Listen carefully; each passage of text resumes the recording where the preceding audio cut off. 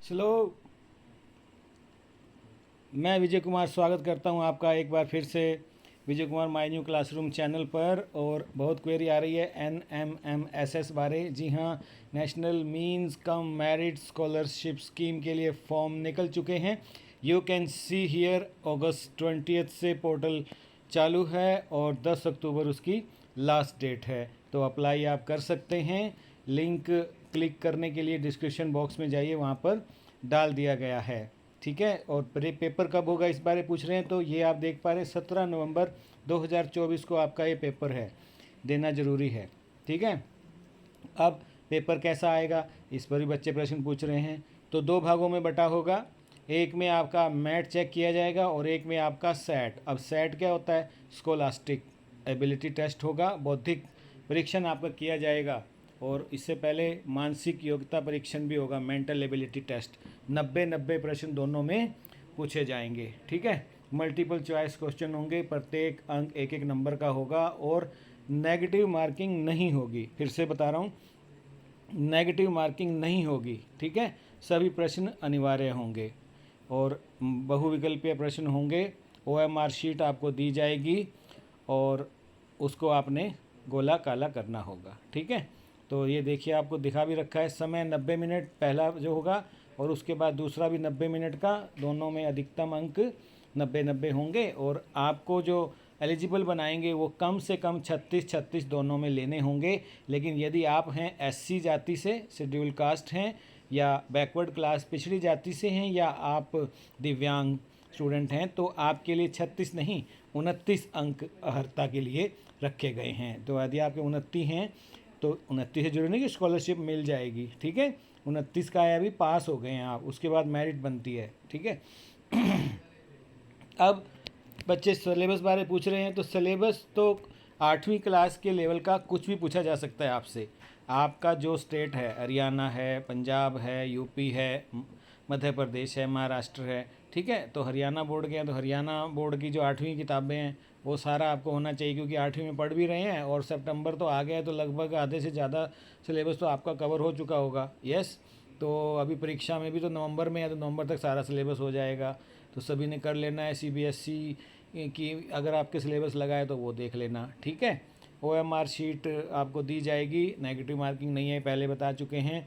आरक्षण की व्यवस्था भी की गई है स्टेट के मुताबिक है। यदि हरियाणा की बात करें तो हरियाणा के 20% का लाभ जो है SC स्टूडेंट को दिया जाएगा। टोटल छात्रवृत्ति जो दी जाएगी, BCA को 16, BCB को 11 और पर्सनस विद डिसेबिलिटी जो हैं दिव्यांग को 3% दिया जाएगा। ठीक है। और बाकी जो बचेंगी 26, 36 और 47, 50% जो रहेगा जनरल अनरिजर्व्ड को रहेगा। ठीक है। अब उसके लिए क्या ज़रूरी है, आपको सर्टिफिकेट तो बनवाने ही पड़ेंगे। तो आरक्षण का लाभ लेना है तो जाति प्रमाण पत्र जो है तहसील ऑफिस से आपको बनवाना पड़ेगा। और जाति प्रमाण पत्र यदि आप अपलोड नहीं करते हैं तो आपको जनरल कैटेगरी में डाल दिया जाएगा और उसकी कोई सुनवाई बाद में नहीं की जाएगी। रीवैल्यूएशन की कोई व्यवस्था नहीं है। 28 आए हैं जी, रीवैल्यूएशन करा लो, 29 हो जाएंगे, पास हो जाऊंगा, या 35 आए हैं 36 हो जाएंगे, ऐसा कोई प्रावधान नहीं है।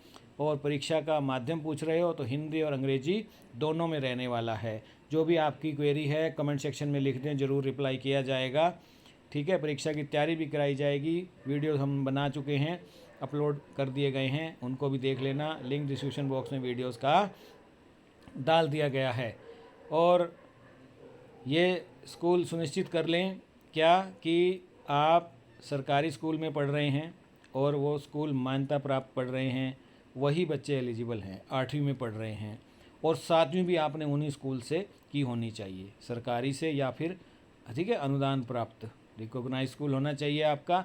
और आपके माता पिता की इनकम 3.5 लाख से कम होनी चाहिए। ठीक है। एक बच्चा एक ही बार परीक्षा में बैठ सकता है, बैठ सकती है। ठीक है। और कोई आपने अगर झूठे तथ्य प्रस्तुत किए तो आपकी कैंडिडेचर रद्द कर दिया जाएगा।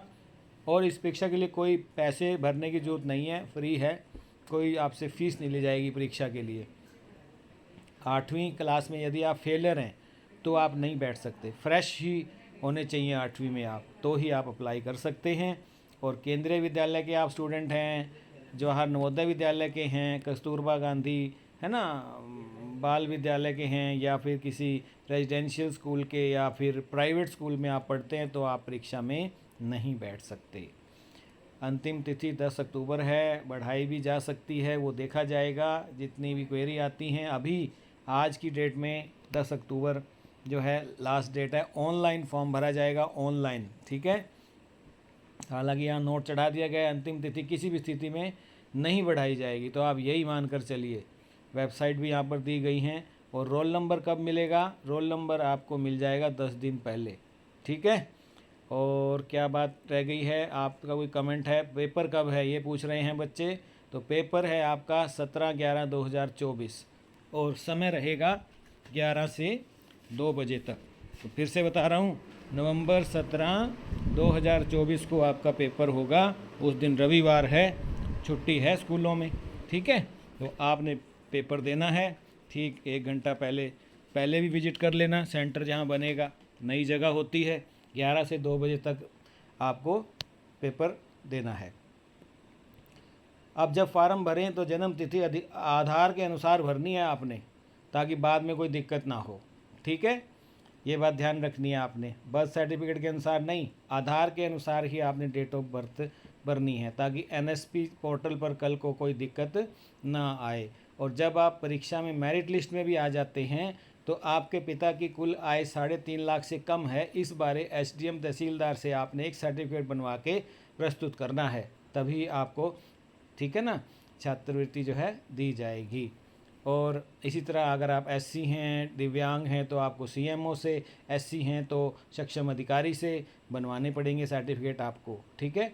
अपलोड करने की जिम्मेवारी स्कूलों को दी गई है। और कोई जानकारी चाहते हैं तो कमेंट सेक्शन में लिखिए, ज़रूर समाधान किया जाएगा।